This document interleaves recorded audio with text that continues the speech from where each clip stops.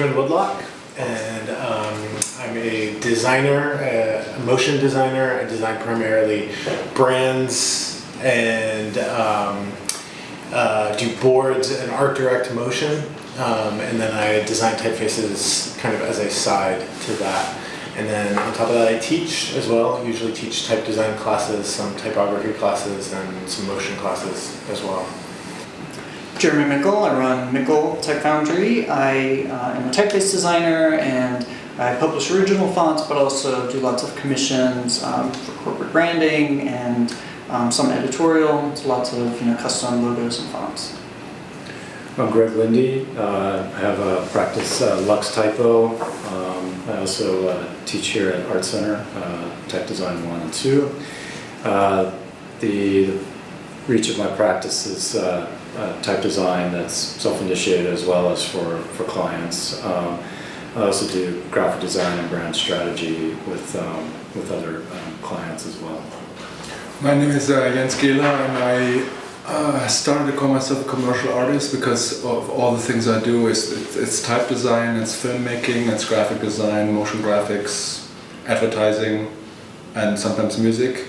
It's mostly done for clients, so it seems like that's the overriding aspect of all of it. That it's usually commercial. I do self-initiated. The most self-initiated stuff I do is probably type and music. So everything else is for money, and that's for passion.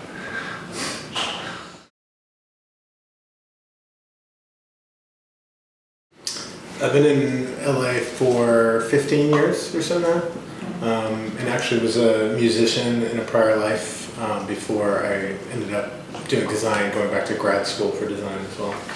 I've been in LA for 4 years. Yeah, I've been in LA for 30, but the overall area for close to 50. 24 years.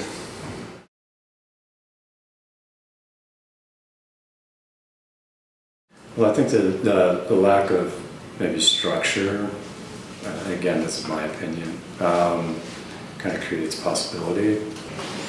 People talk a lot about the laid back or flaky California lifestyle, and there is a lot of truth to that.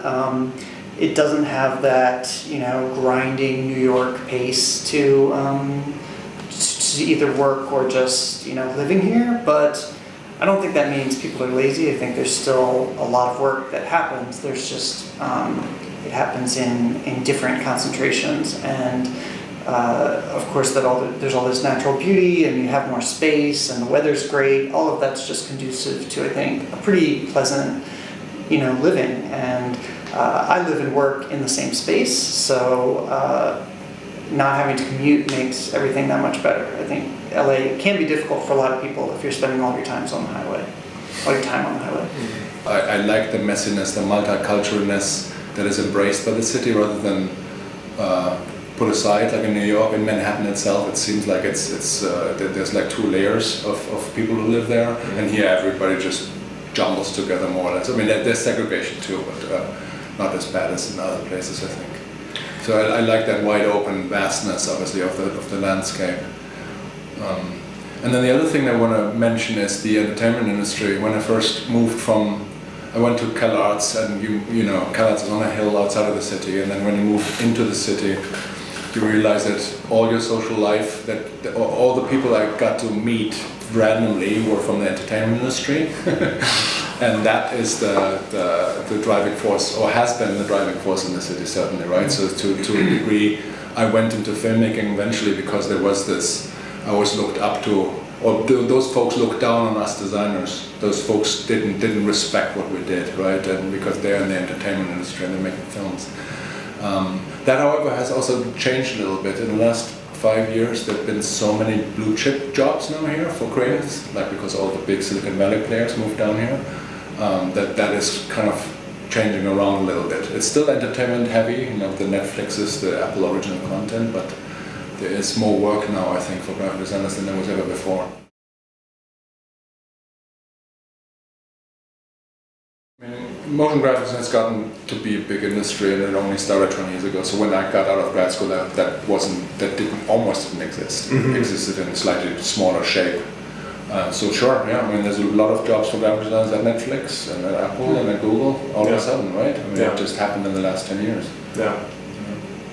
so that people could stay in town?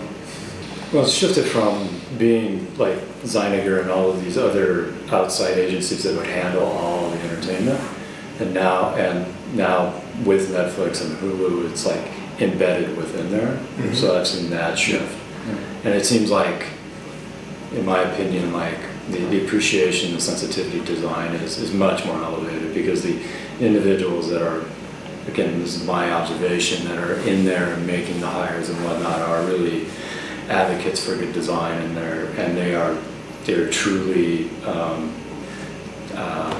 recruiting and finding appropriate, entry-level designers that can fit that bill, that have good pedigrees from the institutions here. Whereas maybe 20, 30 years ago, within that agency world, it was a lot of like, just kind of, it wasn't shifty Hollywood garbage, just like, cocaine and a bunch of other stuff, right? I mean, so that is shift, I mean, it was interesting 30 years ago when I was coming out of school, is that there was that aspect, but there was also this other entertainment thing here that's completely evaporated, and it's the music industry. Mm-hmm. And that was something that actually, I didn't go into the film and ran into that. I went into the music aspect, and that was amazing. That was like a big thing for, entry level to kind of work in, and that, and so that was like I know you said like Reverb, and again, like 30 years ago, it was like who would you want to work for, and it was like, it'd be Reverb, it would be a few others, but it would also be like, I want to work at Warner Brothers, I want to work at these other, or at Virgin, because Reverb may be doing the kind of more cutting edge, elevated design outside of entertainment, but then the other fun stuff, challenging stuff would be at these record labels, because there would be, again, like with Netflix and Hulu now, there were individuals in those spots at Warner's and Virgin that were like, no, we got to push the envelope.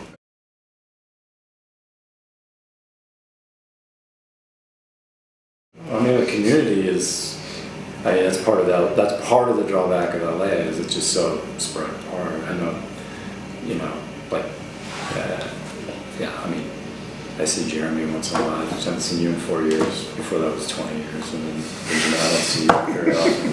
It's like, because we're all pulled apart. It's really hard to get people together, and if you live on the west side, just forget about it. I'm never gonna see you.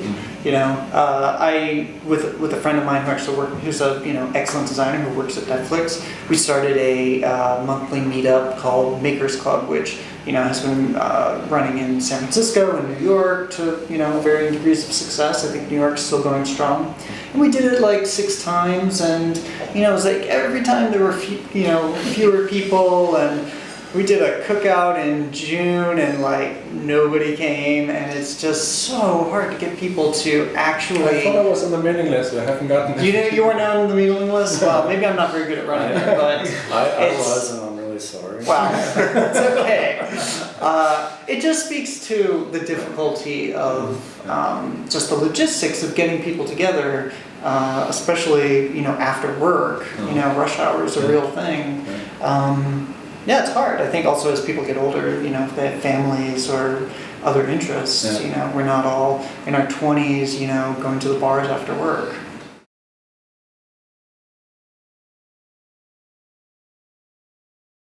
Well, it's funny to leave this country and come back and just realize how new it all is. Like 100-year-old building in LA is ancient, mm-hmm. and it's the lack of history is interesting. That there's this kind of facade to everything, but it's not. It doesn't have those layers of history that that you find everywhere in Europe. Yeah, I mean, I think it's a really interesting question, and it's hard for us to see it probably being in it, but. My sense is that there's a kind of sunny optimism to LA that kind of pervades design work here. If that's type design or if that's probably typography and graphic design on like a writ large, I feel like that's a pervasive sort of characteristic of LA that makes its way into at least my work and work that I see around town. Back in the 90s, we had these discussions where graphic design at Kellogg's was very messy, right? It was very postmodern. There was all sorts of theory floating around, but mostly it was a refusal of cleaning up, right? The world is a mess, and we're not here to clean it up. We're not here to make clean navigation systems so that people find their way through an airport, right? And there was this one company, Adams Morioka, who happened to be Kellogg's alumni, and they made an opposite point, right? They said we want to clean it up, right? They had sort of an LA, they were very LA firm, right? They had all their sunny colors, and they had a lot of Los Angeles local clients. But they made it a point to make a clean version, to kind of clean up Los Angeles, right? While Reverb was just taking everything in, from the huge Latino community to Koreatown and all everything, right? And I was firm on the Reverb side myself, but I think that has also to do with what generation I'm from, right? That when you grow up in that era, in that postmodern, or high postmodern era, I don't think you can go back to just clean modernism. It always feels like it's just one of many options, not the one goal in life. and while I think if you're in New York, you may still have an approach like that, where that is your practice. That's what you do. Pentagram is doing it basically. You know.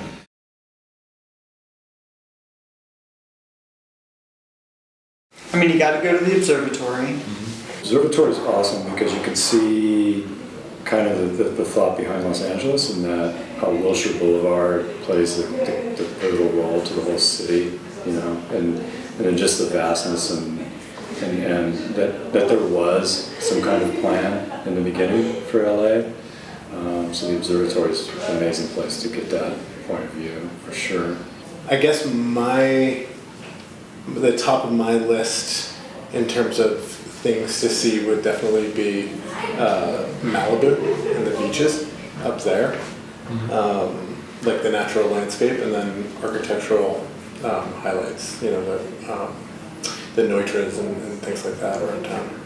I think Broadway downtown is really interesting with all the swap meets, and you can really get that sense of the Latino kind of aspect. I mean, I don't even call it Latino, I call it Angelino, because I think it's so like, it's neither Hispanic, it's neither white, it's like, it's Angelino. It's like such a convergence, it's made its own thing. And, you know, places like Broadway are, like, I mean, there's many places like that, but I think also part of Broadway is you get to see these old theaters that back in the day, that's the name Broadway, you know, and you just, and anyone that comes out of town, especially Europeans, like I bring them there, and like their mind is like, I don't say blown, but it's like they're really appreciative to just see life, right? You don't see the Hollywood stuff. You don't see, it's like, you know, just the mess going on right then and there. You know.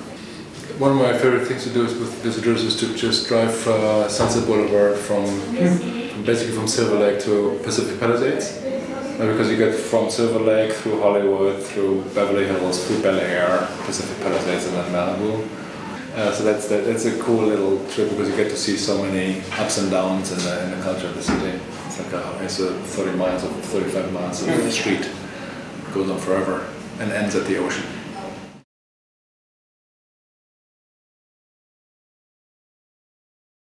Good vibrations. That's pretty good.